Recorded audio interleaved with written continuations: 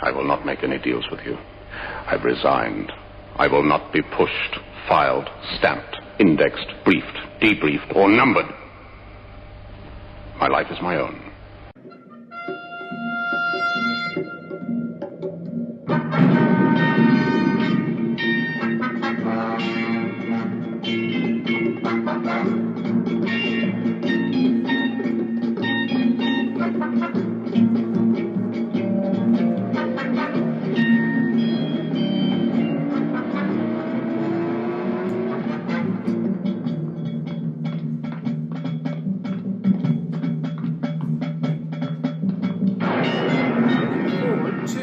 Revelation chapter 13. Revelation chapter 13, starting in verse 1.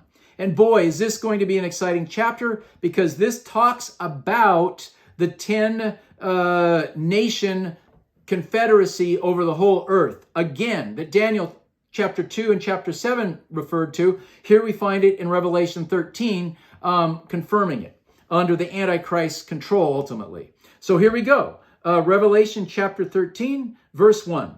And I stood upon the sand of the sea, and saw a beast rise up out of the sea, having 7 heads and 10 horns, and upon his horns 10 crowns, and upon his heads the name of blasphemy. And the beast which I saw was like unto a leopard, and his feet were as the feet of a bear, and his mouth as the mouth of a lion. And the dragon gave him his power, and his seat, and great authority. And I saw one of his heads as it were wounded to death, and his deadly wound was healed, and all the world wondered after the beast. And they worshipped the dragon, which gave power unto the beast. And they worshipped the beast, saying, Who is like unto the beast? Who is able to make war with him? And there was given unto him a mouth speaking great blasphemies, and power was given unto him to continue to 42 months, 3.5 years.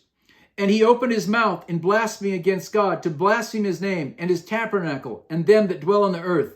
And it was given unto him to make war with the saints, and to overcome them. And power was given him over all kindreds, and tongues, and nations. And all that dwell upon the earth shall worship him, whose names are not written in the book of life of the Lamb slain from the foundation of the world. Okay, let's skip forward a bit, because I don't want to read the whole chapter.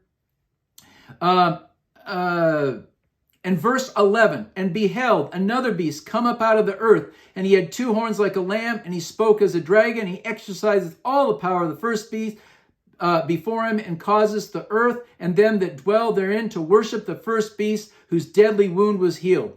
And he doeth great wonders, so that he maketh fire come down from heaven on the earth in the sight of men. And deceiveth them that dwell on the earth by the means of those miracles which he had power to do in the sight of the beast, saying to them that dwell on the earth that they should make an image to the beast, which had the wound by the sword and did live. And he had power to give life unto the image of the beast. Well, I'm going to stop there. You can read that, but let's get to the mark of the beast. Okay, now let's drop down into verse 16 of chapter 13. Very important. This is the mark of the beast scriptures. And he causeth all, both small and great, rich and poor, free and bond, to receive a mark in their right hand or in their foreheads, and that no man might buy or sell, save he that had the mark, or the name of the beast, or the number of his name. Here is wisdom. Let him that hath understanding count the number of the beast, for his number is the number of a man, and his number is 666. Okay, wow. So there you have it. Now you have the 10 nations again that Daniel talked about, and then you have the ultimately culminating in great persecution here. He's given power over saints to make war with them and defeat them. Sadly, defeats the saints. Just wears them out another time. Talks about wearing out the saints in Daniel 7 and 8. Friends, we've come a long way. Now I want to summarize this, how we can spot or recognize the beginning of the 7-year tribulation. So I'm going to pull a lot of data points in here, and I'm going to give you my opinion, and then the other option that might be there also. So let's just do a quick, smooth, efficient recap here. Starting in Daniel chapter 2, we understand that the 10 toes and the clay in the feet described by Daniel to Nebuchadnezzar symbolizes a 10-nation confederacy at the end times. So the world will be split into world governed to 10 nations. Okay, then we skip into Daniel chapter 7. He repeats it, where there are 7 continents split into 10 global dictatorships. Now, up out of those 10 comes a little horn, or the Antichrist. And first he comes in peacefully, but then he usurps 3. And then he ultimately rules over all 10, or rules over the whole earth that we just read in Revelation chapter 13, first verse. Okay? Now but going back now to Daniel chapter 9, verse 24 through 27, that somewhere in there, the Antichrist makes a covenant or an agreement, but we as people in the earth don't necessarily have to know when that agreement starts. And halfway through that 7 years of that agreement, he breaks it. He breaks out of it. So we don't actually know when that starts. But we will recognize halfway through it, that's when he sits in Jerusalem on the Ark of the Covenant and, calls himself God, abomination of desolation, obviously alluded to many times. So, what can we make of this here? And then, lest I forget, all the rumors of wars we read about. And then in Daniel 24, and in Matthew 24, and in Mark 13, and Luke 20, where all Jesus starts out, there's wars and rumors of wars, and there'll be famines and pestilences. And then you overlay that or mirror that upon Revelation chapter 6, where the 4 horsemen of the apocalypse, where we have famine, we have war, we have pestilence, peace is taken from the earth. How do you determine that? Well, here's what I'm going to say to summarize, based on everything I just spoke about in the first summary. That is this. I don't think we can figure out when that Daniel 9:27 covenant is really made. We might, but let's assume we can't.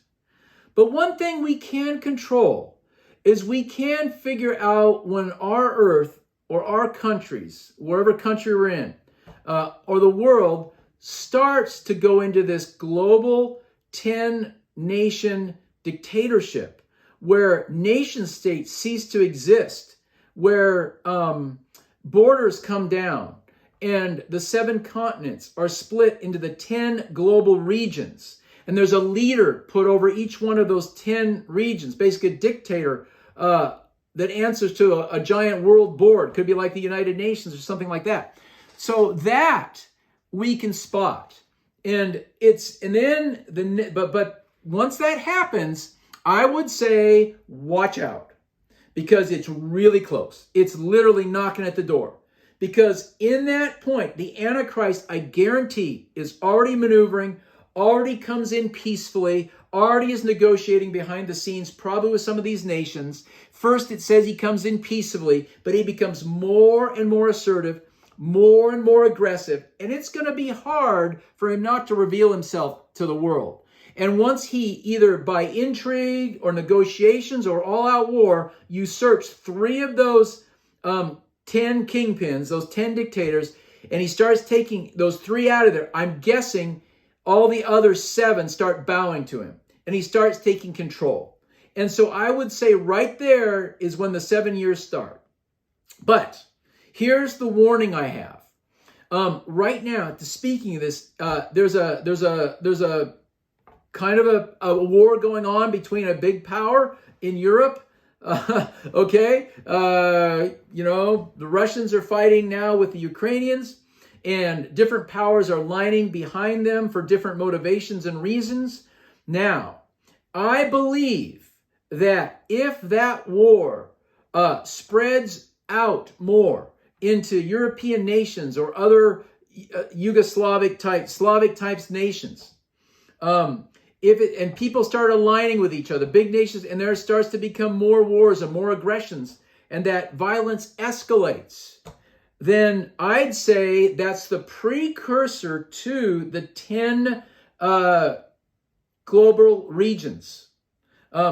So I believe, sad to say this is the hard part to say, I believe there has to be a global conflict that shakes up the earth so much that the earth, the nation states are brought down, and a United Nations type thing or whatever NATO type thing takes over and breaks the world after this world war. So I'm saying there'll probably be a worldwide conflict, World War III, but it's not Ezekiel. For you go back to my other teachings about Gog and Magog. It's not Gog and Magog. Just get that out of your head. That'll confuse you so much. Gog and Magog happens after the millennial reign of Christ. Okay? So just get Gog and Magog out of your thinking, please. All right. But World War III will probably come to pass if the current war expands. And out of World War III, the aftermath of World War III, nation states will cease to exist. The 10 kingships, world government will rise up. The beast that comes up out of the sea that we just read about in Revelation 13 with the 10 horns. And if I didn't describe all the different leopards and different things, bears, that kind of symbolizes, you can kind of figure that out, some current nations probably. It's a composite beast, so it's not one particular nation. But anyway, so we have a 10-nation confederacy, a 10 kingship, not a nation. It's 10 kings rule over all the earth. Nation states cease to exist. That's at the end of World War III, after the dust is settled and they decide to break the earth into those 10 separate regions. That, my friend, is when I believe the beginning of the tribulation. As soon as those 10 nations are formed, those 10 dictators, the world is broken into those 10 dictatorial regions. That, my friend, is when I think it's very close to the beginning of the 7 years. And perhaps 3.5 years into that is when the Antichrist breaks the treaty with those others.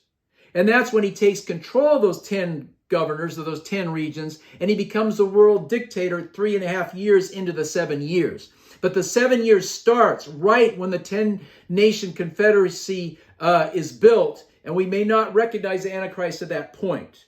He may have signed that treaty of Daniel 9:24 through 27 during that period, but we won't be able to recognize it.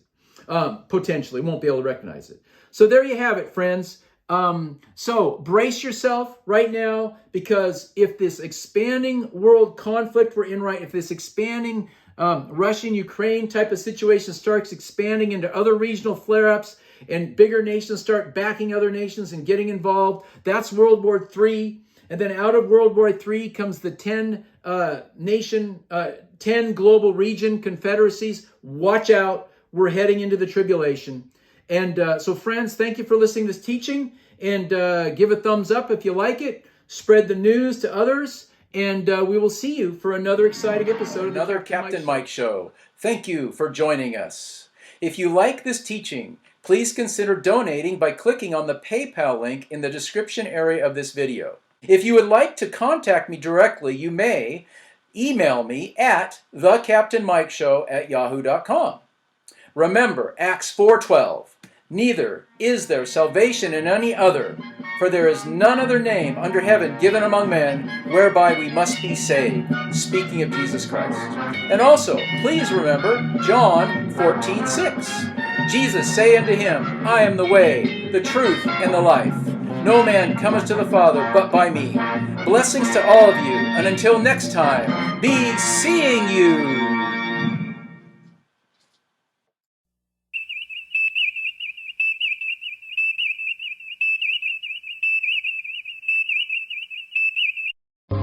Be seeing you.